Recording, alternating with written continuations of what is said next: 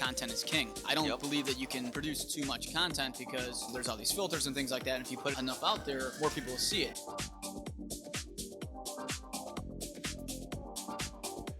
Welcome to the Matt Laricy Project. This is a show about all things real estate, business, marketing, and entrepreneurship. Each show consists of myself, Matt Laricy, a member of my team, and a guest. This week, the Matt Laricy Group team member joining us is Catherine Halbrook. Catherine, how are we doing today? Good.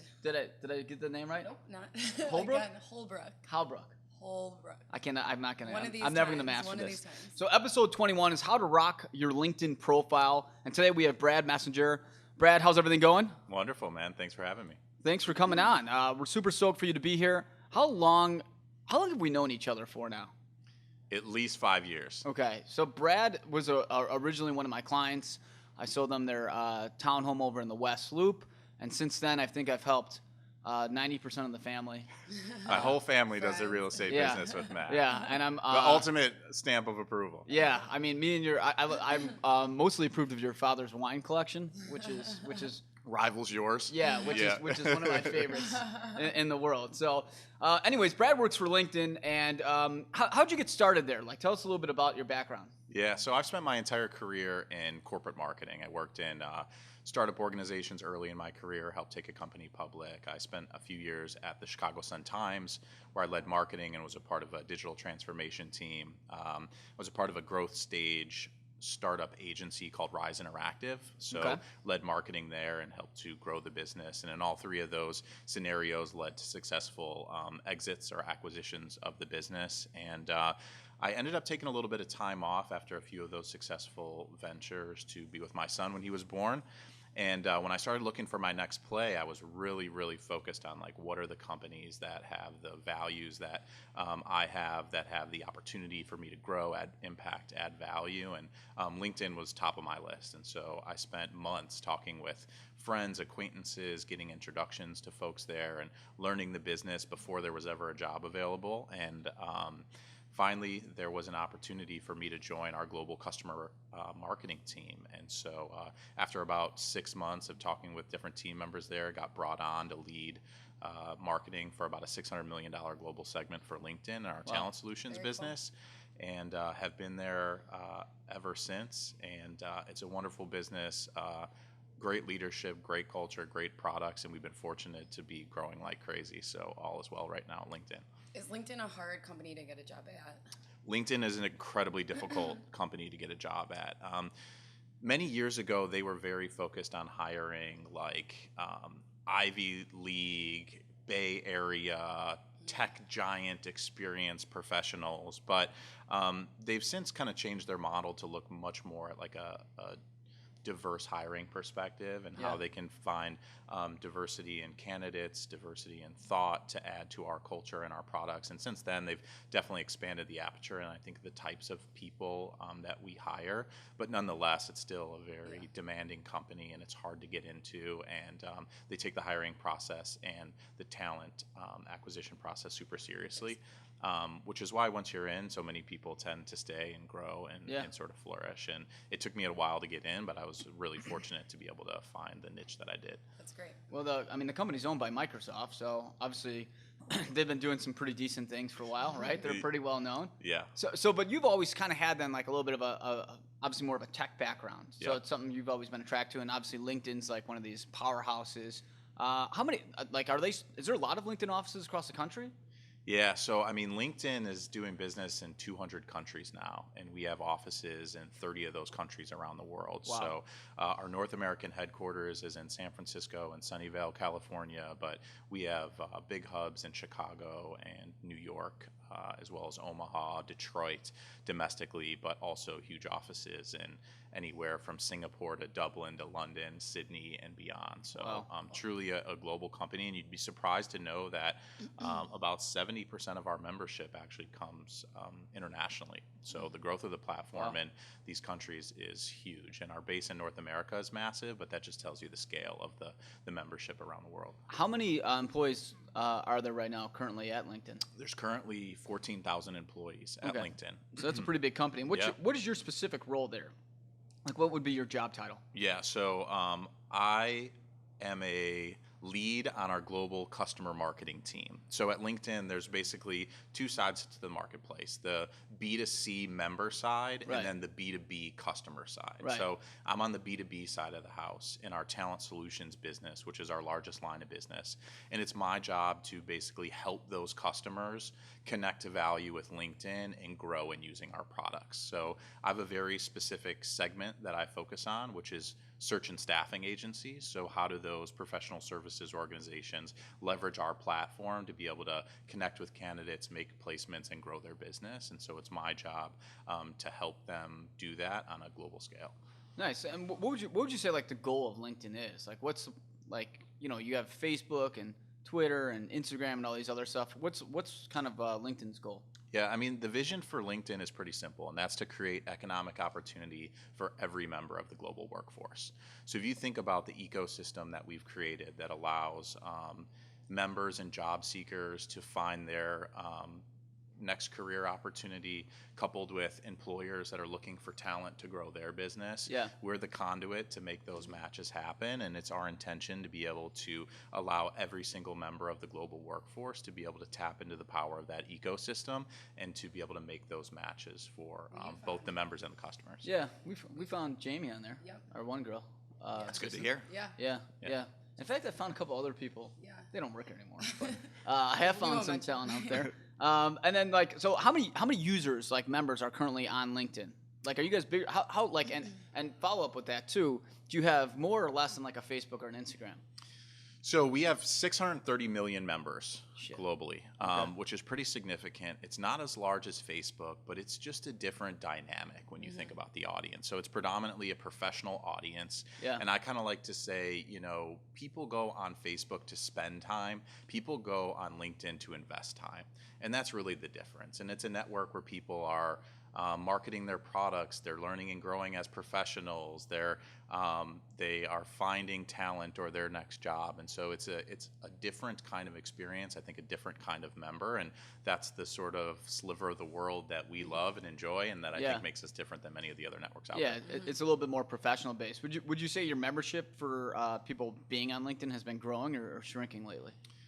It's growing incredibly fast. It's Wow. amazing as we sort of map the milestones at LinkedIn, but we're adding pretty much 2 new members a second right now. Oh, wow. Okay. So we just added 4 members. Okay. Yeah. Yeah. So 8 it's- members. Yeah. And so it's growing faster than ever. Engagement in our feed is growing faster than ever. I think it's something like 280 billion views in the feed last year. Wow. And from a business standpoint, LinkedIn's up 27% year over year. Wow. So if you look at a business of our size and scale, you're talking a $5 billion basis, Yeah. growing at 25 to 30% year over year consecutively, like that's unheard of in many places. And so I think it speaks to the power of our platform, the value that our members and customers get, and hopefully the good work we're doing in marketing. Yeah. What type of person would you say then is like on LinkedIn? You're saying you're adding these people, like 2 more people, 4 more people have just been added. Like, Yeah. what type of person is getting on LinkedIn? Is it more of a professional base? I mean, do you get like a lot of people under 18? Like, what's the type that's going on there? When you think about the size and the scale of the network today, operating in 200 countries around the world and 630 million members, the diversity now of like the membership pool is as wide as it's probably ever been. Certainly we skew to more of a professional, whether that's an early career professional or somebody that is more mature in their career. But given our size and scale now, it's so vast. I mean, I'm seeing kids that are joining LinkedIn early in their high school days. I'm seeing college courses that are requiring students to build a profile as a Really? part of their curriculum. Yeah. I'm seeing veterans that come out of the service. I'm seeing beyond professionals and more blue collar roles joining, anything from doctors to nurses to real estate agents and business professionals. Like at this point, it's kind of like who's not on LinkedIn. Yeah. So like why is it like important for someone to get started on there? Like what do you guys tell people that are thinking about like signing up for it or anything? My personal perspective, and you may agree, is that relationships matter. Yeah. Period. And that's kind of a shared mantra across LinkedIn. And in just about any capacity, the relationships that you build over the course of your life and your career are paramount in your success as an individual. And it's very difficult to sustain those relationships over time. Right. And there are really no other platforms that allow you to do it with a professional tone like LinkedIn. And so for me personally, I see the biggest value is being able to sustain and nurture the hundreds and thousands of relationships that I've built over the course of my career, so that at any point in time when I need to tap those folks or they need help from me, we can do it. And so I think that's the biggest value. If you think pre-LinkedIn days, and I was like on the cusp of this, given my age, like I would meet many great people at networking events, at different associations, through the course of my life and business, but our relationships would fizzle Would not fast, stay in right? touch, yeah. And Yeah. so the ability for me to tap somebody that I worked with, 10 years ago, is super cool. And I think that that's where people see a huge amount of power in the platform. Yeah, I think the networking part's pretty cool because it's, obviously we're big proponents of being on social media and stuff like that, and we post everything across all of the social contents. And I actually think it's funny because if we're quoted in like an article or like a magazine or something like that, like I'll get almost no engagement on Facebook or Instagram, but we'll kill it on LinkedIn. And we get the most inboxes from that. So I do feel like it is a little bit more of a professional tone in the sense that people are like, wow, I read that article and I thought it was great. And like, no shit, but nobody read it on Facebook or I think Instagram. too, you have more connections on LinkedIn that you may not have on Facebook. Right. The people that on there that don't want to share their People personal- are also just in a different mindset. Yeah. Like when you're on Facebook and you're posting pictures of your kids or your boating outing from the weekend, you're just not in the same like construct as you are when you're like combing through your feed on LinkedIn, looking to be inspired, to find something new or to find a partner. And I think you guys do an exceptional job because you're not like many of the other folks in the industry that just plow their feed with listings. Yeah.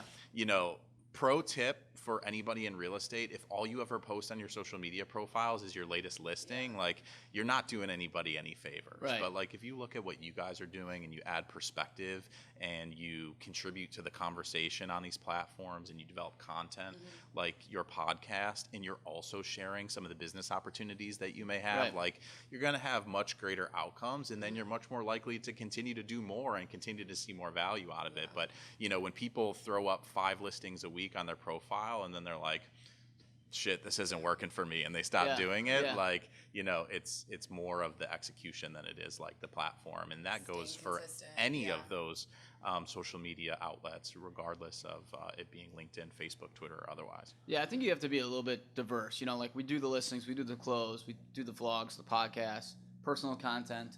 I like to post wine. Stuff about what you're into, though. I think it gives people a little bit of better perspective than just posting like a one-note thing. If you only post baby pictures, people are going to get sick of seeing your kid. You mix different things in over time, and people you become a little bit more relatable. And like kind of going off of that, like how can somebody be more relatable? Like how much time should somebody invest in like creating like a really good profile to be able to be found on LinkedIn? Yeah, I think people underestimate the value of the profile itself. Like this is your professional identity. Like this is the articulation of not only who you are but who you want to be. So the bikini pics of the girls on LinkedIn is not a good idea? My favorite thing is like, you get that like that cute pic from you dressed up in the wedding, and you decide to crop out the person that's like right next to you and like zoom in on your face, and you're like, this is my profile picture. So there's like the most basic things is like represent who you want to be in a professional capacity on LinkedIn with your picture. Like that's people's first impression. Like create a summary for yourself that's like punchy and digestible, and that represents like your aspirational goals as a professional. List your work experience to the point that people can understand what the hell you do. And then anything that you can do to add to that, whether it's your volunteer experience, any of your certifications, education, accreditations, like groups you're in, like those all are pieces of what makes your professional brand you. And so I think it all starts with the profile, but then, I think the biggest mistake that people make is they may build the profile and then just sort of leave it there. And there's no like exact rule of thumb. It depends on your business and your goals, but people that are at least posting and sharing and engaging 2 to 3 times a week are seeing like exponentially more engagement on the platform than the folks that just like lay idle for a couple months. And the tip that I give to many emerging professionals or college graduates is like, don't wait until you're trying to find your next job to build your network. Yeah. Like, there's never a bad time to build your network, Right. but that's not a good one, Yeah. right? Because it's like by the time you need that, you've sort of missed the boat. But like Right. if you're investing bit by bit in building your network and sustaining those relationships, when it comes time to find your next play, to get your next job, to ask for that introduction, like you're already ripe to do so. But Right. sometimes people just hang idle, they won't do anything, and then all of a sudden they need something, and like here they are, like live online, and they're disappointed by the outcomes. Well, one thing I tell people as a tip too, like an opportunity for people, and it's super easy. And LinkedIn has made it like the easiest thing in the world. Is that every day, one of our things, we have daily jobs that like the girls that work at the company have to do every day. And one of the jobs is to wish everybody a happy birthday and congratulate them on their new role at LinkedIn. So if you go online and you go on LinkedIn, it literally says, would you like to wish these people happy birthday and congrats on their job? The work anniversary. Yeah, the work anniversary. Yeah. So there's like a couple different prompts they have there, right? So they clean out the inbox of those. They do it every day. And I will tell you, every single person engages back and says thank you on it. Yeah. And you know, and I know even, because when somebody writes happy birthday on my wall or anything like that, like, even if I'm like, I know they probably automatically did it, I'm still like, it's nice that they even had a system in place that, wish me a happy. I'm like, thanks, John. You know what I mean? Like, he's a good guy. Yeah. And it's an easy way to stay in touch. And then I know in some algorithms, I don't know if this is like this in LinkedIn, but I know on Facebook it is, that if you don't engage with a certain person, you get hidden in their newsfeed more.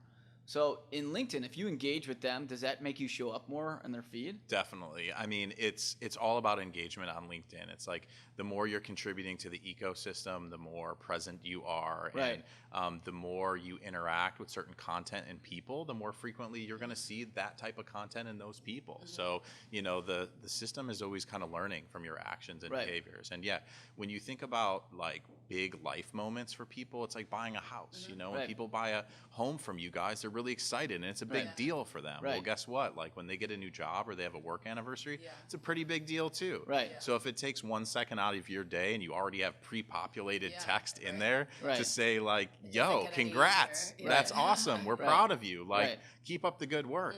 It's not very much skin on your back, and it's going to go a long way for, again, sustaining those relationships over time. Yeah, and I think it's a good way to stay in front. And like, for people listening out there, no matter if you're in real estate or whatever it is, if you wish somebody like a happy work anniversary or anything like that, and those people then are looking for a house or another job, or they see you're posting for a job, they're going to think, hey, let me help them out. People want to help other people out when they like them. You know what I mean? It's just it's human nature. It's what they do.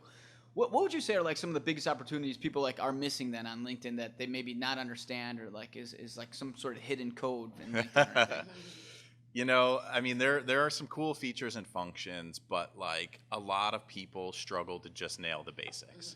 So like we talked about, like let's get the profile right. Right. And assuming that you get your profile right and you feel like it accurately reflects who you are professionally, then what are you going to do to make sure that people are actually checking out that profile, right? You're not going to host a killer profile party and not invite anybody. Right. So what do you do to engage with people in your network? The easiest and fastest way is to share content. And, being a thought leader doesn't mean you invented the thought, right? There's so much content that already exists from other people that you follow or media outlets that you're interested in. Like, share it. Comment on stuff. Like, if you know there's something that Matt might be interested in, send it to him, right? And it doesn't take a lot of time. Now, there are many people that are publishing their own content, proprietary research, and like sharing their point of view, which is awesome. And that's a great way to build authority in certain areas. But if you don't have the time or the capability or the interest in doing that, minimally, you can leverage the content that's out there and your own point of view to either help others in your network or to, demonstrate what you care about.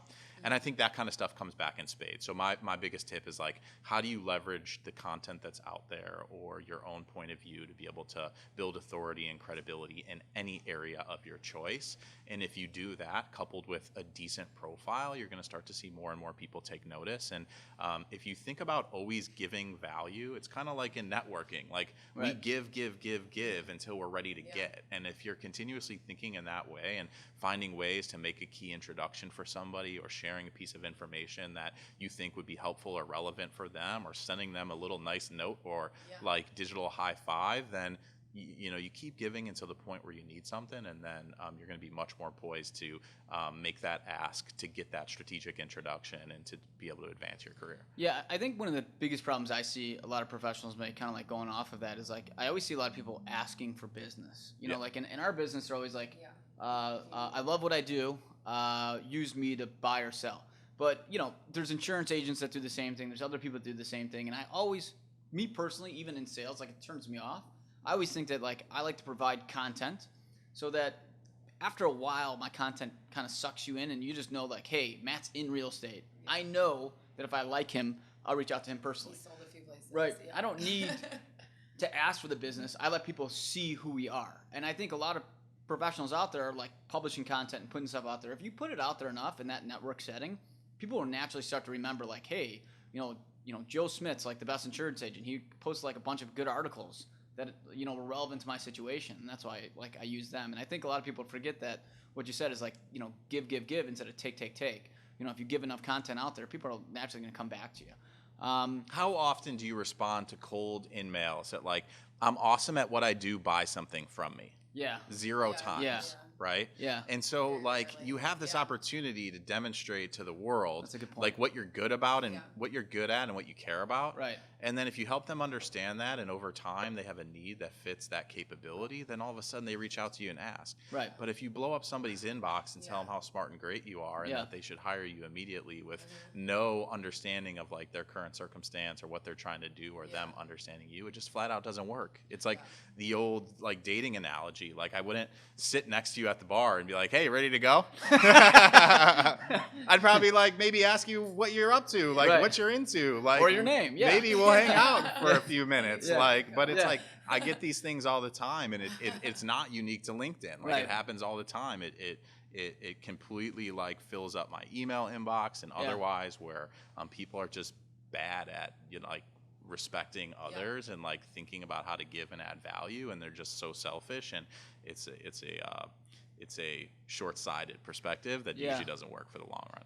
It's funny you say that because it reminds me of like probably the most things I get in an inbox is somebody messaging me on LinkedIn, and I get these literally twice a day, and they tell me, hey, you know what you're doing wrong and why you're failing at your job is this. And it's like, well, I've read that, and I'm not going to read anything else from here on out, and I'm just going to delete the message and block you. Because now I'm just annoyed. Because somebody wants to be told that like they suck at whatever they do, right? And then they're like, let me get your business.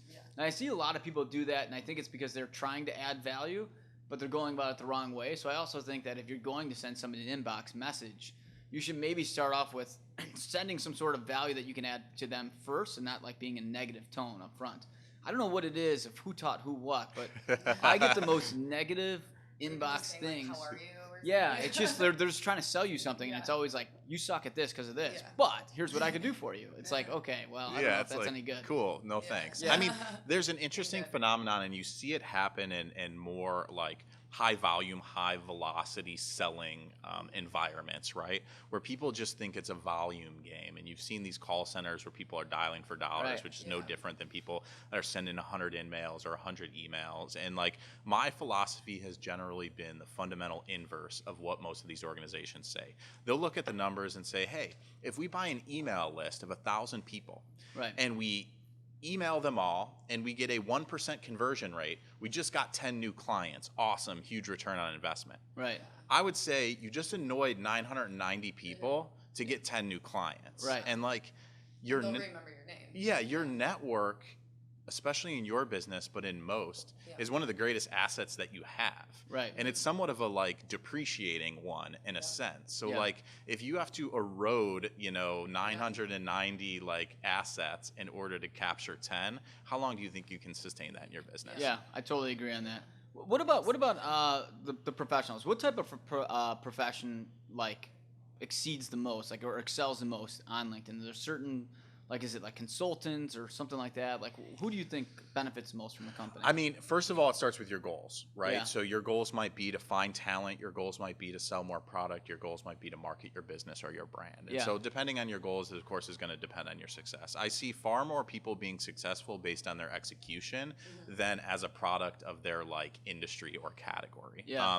But I would say the folks that tend to do best, speaking as a lifelong B2B marketers, is the B2B folks that are selling to other businesses. Yeah. Generally, by the nature of the platform, you have business professionals on there, and there's really no other social network in the world with that concentration of B2B buyers. Yeah. So in my career, I've always sold to like the C-suite, whether it was digital marketing services or advertising or, products and talent and technology. Yeah. And so in order to find and connect with high-level business decision makers, very hard to track them down on Twitter. Like, very hard to get their attention on Facebook. Yeah. Like, certainly not sending them a Snapchat or like an Insta, right? So if you're looking for the highest concentration of business buyers and your organization relies on connecting with those folks, then you're going to have the most amount of success on LinkedIn. But given how vast the audience is, of course, like there are so many different ways, and consumer marketers alike can be successful, but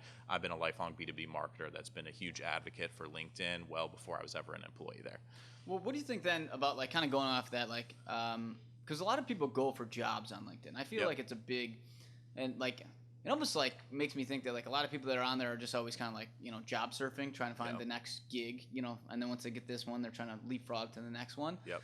How is that, like, how would you say LinkedIn's like replacing the staffing company? Do you think they're making an impact at all on staffing companies, or? In early days of LinkedIn, there was this fear in the industry that it would replace staffing companies. Okay. And it actually turned out to be quite the opposite. Like, staffing companies are the power users of our platform. Like, so they're using it the most. They are using LinkedIn at a rate that no other organizations do. And it's mainly because, our vision is very closely tied to theirs, which is to create economic opportunity, right? And that's the business that they're in. But also, when they're looking at ways to see a fuller picture of a candidate, to find out what organizations are doing the most hiring, to be able to post jobs, find applicants, and make placements, like, it is the most valuable tool in the world. It's like their MLS, more or less, for you guys. Updated plan for them, or are they kind of? Yeah, so we have in our talent solutions business, which is our largest and oldest kind of line of business, we have products behind the scenes that organizations buy. And so our core product is called Recruiter. Yeah. And there's a special product for search and staffing agencies called Recruiter Professional Services. Yeah. And essentially it's like a behind the scenes view on how to navigate all of LinkedIn. And you're able to learn, like, you're able to leverage like machine learning and artificial intelligence to identify the best candidates and the best applicants, and to be able to make connections on behalf of your clients. And that's how they make a living, right? So the platform is as important to them as any. And when I talk to search and staffing companies, they will say they literally spend up to 95% of their time in LinkedIn. I could see that. I mean, as a business owner, and we were talking about this before we started, is like, scaling a business can be difficult. And, one thing that I used to think, like, finding talent would be easy. And as we've gotten bigger and I've gotten busier, I've noticed it's like, I've always wondered, like, why do staffing companies exist? Like, what kind of idiot would hire somebody to hire somebody, right? Yep. And that's how I thought. Like, and honestly, I didn't, I just wasn't honestly intelligent or experienced enough to understand the power of it. And then when you get busy, like, I literally have no time to do all these interviews. You hire staffing companies, and you do see their value. But I will say that our best talent has come from just like random ads I placed on LinkedIn, which I think is kind of crazy. So that's why I was wondering if they were taking over staffing companies, because it feels like you still have to have the time to weed through the profiles, which I think a lot of big CEOs literally have zero time for. Even their assistants probably have no time for. But I do think like it's an easy way to try to get some talent for a lot cheaper. Do a lot of, like, is there a program that LinkedIn has for like maybe smaller businesses looking to hire using that function and stuff like that? Yeah, I mean, I think like any strategy, you got to kind of diversify your approach. Like, you're going to see great value from referrals in your organization, right? Like, who do you know that would be an awesome fit here, right? You're going to see value from your network. Hey, guys, I'm hiring. Like, do you know anybody that would be a good fit for Matt Laricy Group? But you also need to look at other channels, like whether you're doing job postings, which, LinkedIn has a number of different packages depending on the size of the business to make sure that you're getting your job postings out to the most relevant candidates. And at times, you also need to hire professionals to help you, and those tend to skew either to really high volume hiring activities, really niche, hard to find roles, very senior roles that require like significant vetting or helping, or contract roles that you don't have the capability to maybe fill at like the rate that your business might require. And so like when you run into those instances, you're going to tap partners in the space as well. But when it comes to LinkedIn, like I highly recommend like lighting up your network, leveraging your employees, using our job slots to be able to make sure that you're top of mind for key candidates. And for me, the most impressive hires I ever find are the passive hires, right? So to your point is like, if everybody's just trolling for jobs on LinkedIn or they're out of a job and need a job, guess what? I don't want to hire them. Right. Because there's a pretty good chance they're not the best at what they do. Right. But the power of LinkedIn is the fact of this passive recruiting, where you're able to get a picture of a candidate's profile, professional experiences, interests, tenure, everything you need to know, and then nurture those relationships in a way where you might finally be able to convert them to your organization. And those are going to be the hires, at least for me, that are going to be most successful in the long run. Like you want in-demand talent, not talent that's trying to find their next like gig or doesn't have a job, right? And it's nice too on LinkedIn that you can see if you have connections as well on top of just with them like applying to it. Yeah, because there is something I get quite often is where I'll get people who message me. And honestly, like, I mean, they'll say like, hey, we're connected, because they use that term, connected on LinkedIn. How do you know John Smith? Because we're thinking about hiring him. And I'll be like, I don't know who John Smith is. But I wonder, do a lot of people do that? Like, is that like a big thing where they see who you're connected with that are like maybe recruiting talent and then ask? Is that Totally. They talk about? I mean, it's a two-way street. It's about leveraging shared connections to get an introduction, let's say, to a potential candidate, as well as leveraging shared connections to vet them out. Like, I can't tell you how many times I've hired people, and I've gone to shared connections that are actually good friends or colleagues or people that, I have a relationship with, and I'm like, hey, I'm taking a look at Julie, and I notice you guys are connected. Like, give me the lowdown. Because at times it's hard to really understand who a person is, right? And to like get their story. And some people are really good in packaging and positioning themselves and maybe can't deliver. And the best way that you're going to be able to get perspective on who an employee is like somebody that's worked with them. So I would say wholeheartedly, I've used it as a tactic. I think probably most people do. And it speaks to almost like the power and the transparency of the marketplace. Like it's kind of like the way that sales has revolutionized. Like if you sell cars, you don't get to bullshit me anymore, right? Because like I'm going to go to the lot and you're going to tell me how much it costs and what's going on, but I'm going to go online and I'm going to search and I'm going to look at all the relative prices of the same cars and I'm going to be able to get the Carfax and I'm going to see what happens and you have to relinquish power now that I have that information control. And maybe the same thing is true in the world of work, where it's like, there's more transparency than ever. Like, I can see your work experiences, I can connect with your former bosses and colleagues, and I can get a greater picture of who you are as an individual and a professional, more so than I ever could before. And therefore, like, we have to be straight up with each other. That's a really good point, though, and I actually never personally even thought about it, because I talk to the group about this all the time. So some people like interview really well. They like knock it. I'm like, man, these people are good. Like, I'm pumped. Let's get these guys on, And then we take them on, and I'm like, fuck, these people are terrible. Because a shout out to Tommy Choi. He said something that I actually really think about all the time. He said that the first week an employee is with you is going to be the best week they'll ever work for you, because that's when they're the most excited, right? And I'm like, so if they're terrible the first week, it's only going to get worse from there, right? So I was wondering, like, how else can you try to weed this out from the interviews? And it's a good point that you said, is that look at the connections that they have and call them up or send them a message and see, what were they like as an employee? Because that's a good way you can save time, because time is something you can never get back, unfortunately. And, being able to make mistakes and improve on them is the easiest way to try to stay more successful. So that's a good point. I never thought about that. You talked about scaling a business and the challenge of that, and I've worked in many growth stage businesses, and there's no bigger mistakes than you can make than people. Right? Like when you think about the time and energy that you invest and the risk that's on the table, the smaller your organization and the stage in which you're growing is like proportionally tied to the risk of the people you bring on. 100%. And like you do not have time to invest 3 months in the process, 3 months to get them acclimated, and then 3 months to manage them out. And now you're a year behind until you get the next person in seat. It just flat out doesn't work if you're trying to grow your business. So you got to find the ways to be able to find the right people and lever anything you can. And certainly I advocate for LinkedIn, but that's not the only way that you can kind of do it. And I think, Tommy makes a really interesting point that is not only applicable in a talent scenario, but in sales as well. Right. Like I used to always say to our sales teams is like, let's make sure that the sales experience is actually the worst one they have with our organization, Yeah.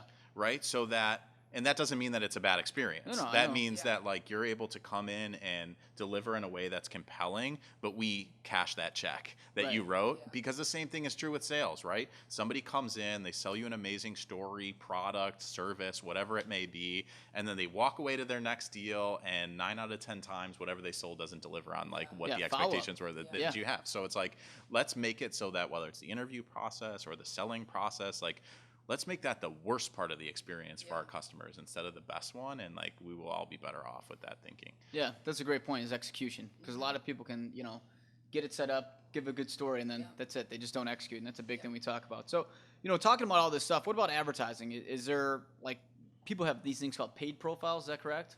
So is that like different from how is that different from a regular profile? Yeah, I think from a member standpoint, like you're going to get a lot of value from all of the free capabilities that are available to you, right? And I wouldn't recommend you pay for anything until you've maxed out either the basics or Right. a lot of the things that you can be doing to grow your personal brand sort of organically. Right. But on the business side, it's a little different story, Yeah. right? And any social media platform today is a pay-to-play kind of environment because, like us, their members are the core to their business, and you don't want advertisers or clients or brands disrupting the experience to the point that it turns members off. And so for us, like we very much want to control the member experience. We're a member-first organization, and when it comes to the way that brands build their profiles and build their presence on LinkedIn, like they have to in many ways go through our like products and programs to do so. Now there's a ton they can do organically to build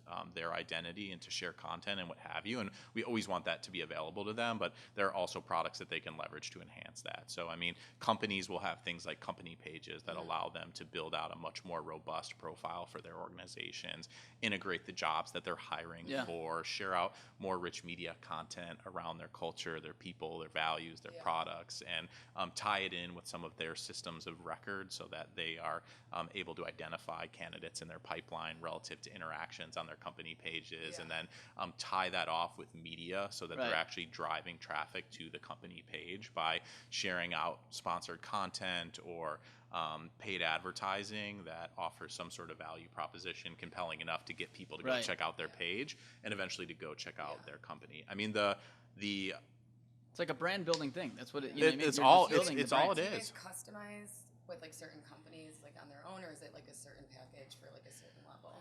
There are a lot of like self-serve products and easy ways to get off the ground so that like, let's say smaller business can just get up and run. And I think the pricing models, whether you're paying for a cost per acquisition or a cost per click or a cost per impression are all customized in a way that allow you to maximize your goals and your budgets as a business. But of course, like as you mature, you're going to look at a number of different solutions that are custom for your business. You're going to want to find ways to amplify the things that you're doing. And generally, once you get to that size, you're partnering directly with somebody at LinkedIn that's helping you navigate all the tools and solutions, leverage a lot of the data and insights that we have, and make sure that you're putting your best foot forward and maximizing your investment on the platform. Nice. So, and what about the future of LinkedIn? Like, where do you see, and where's the company trying to go?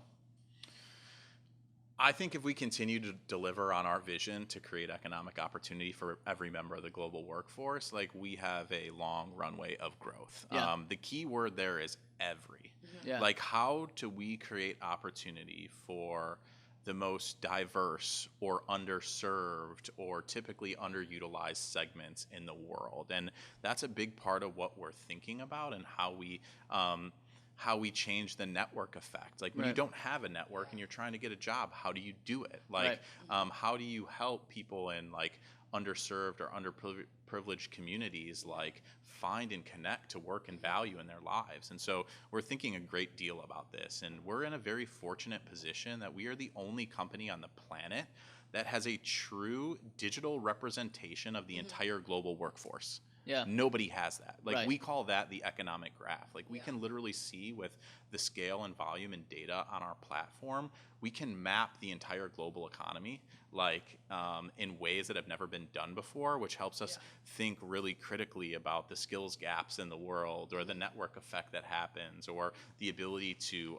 help people connect to value to grow and sustain their lives, whatever. So that's like the big kind of meta vision. Right. I think more tactically, like machine learning and artificial intelligence is fundamentally transforming like the technology landscape. It's coming. Yeah. Like it's Skynet is coming. it's already here. And you know, Yeah. it happens to be that our parent company Microsoft owns the most amount of artificial intelligence patents over any company in the entire world. I read an article about that. Yeah. And so our ability to continue to leverage those technologies to help our platform be smarter and better, to help our members be more efficient and get more value, to help our customers to be able to find the right people, market, and grow their businesses in the right ways is like our ability to continue to add value to them and grow our business. So you sort of have the like, you know, save the world vision and sort of the like nuts and bolts like technology roadmap. And I think together like we have a long way to go to achieve our vision and to grow this business. And if you see the success that we've had over the last few years,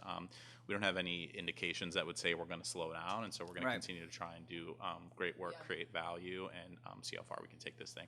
Nice. So a lot of stuff on the horizon here for them. And we have what we call the Fast Five, where the co-host asks 5 questions. Fast 5. To our guests. Yeah. Catherine, what we Ready? got here? I actually have a question before that. Have you Sure. been to every LinkedIn office? No, but I need to create one of those maps where you put Yeah, pins like a in pin one? and Yeah. like start my rotation. So I thought there was a LinkedIn map you could do. No? yeah, All right. I'm gonna start. with that. I'm gonna start working on that. I was in our EMEA headquarters in Dublin late last year, and talk about an amazing office, but like cool people, cool city, so much fun. So it's like I want to get out, experience the world, like be able to meet and connect with our teams and our members and customers. So I have every intention of going as far as I can. Nice. Very cool. All right. So question number 1.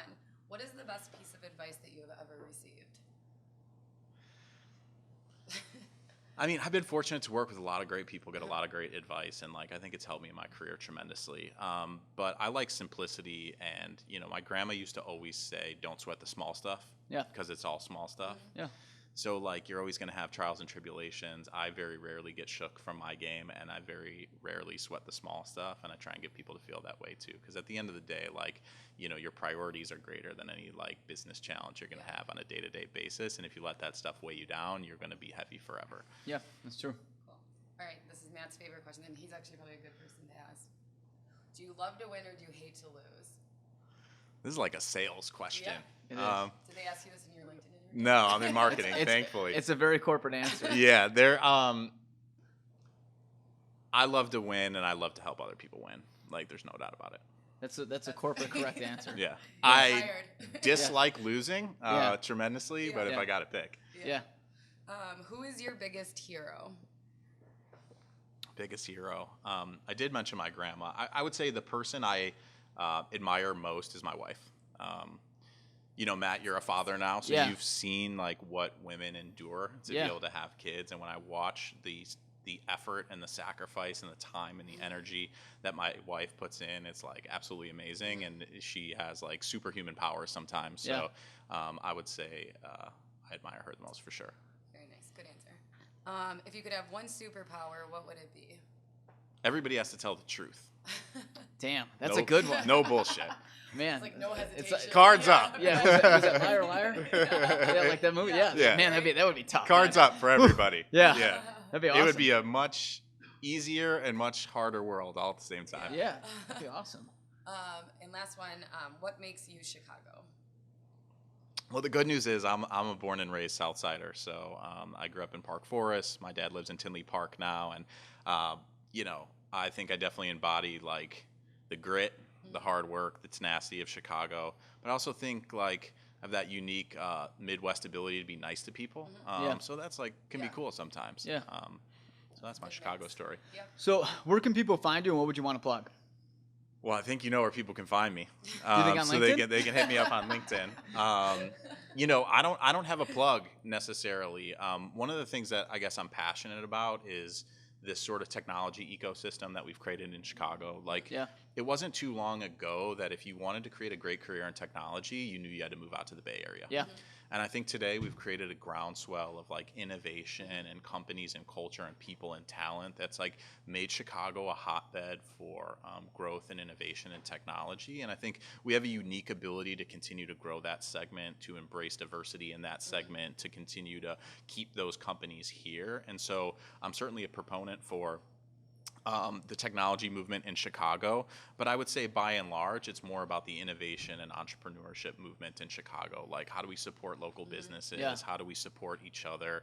And how do we, lift up our Chicago boat together and make this the hottest business community in the world? Yeah, I think there's a lot of exciting things to come for the tech world here. So make sure to tune into our next episode and subscribe to our podcast. Thanks for listening to the Matt Laricy Project. Make sure to subscribe to our podcast, follow us on Instagram, and like us on Facebook.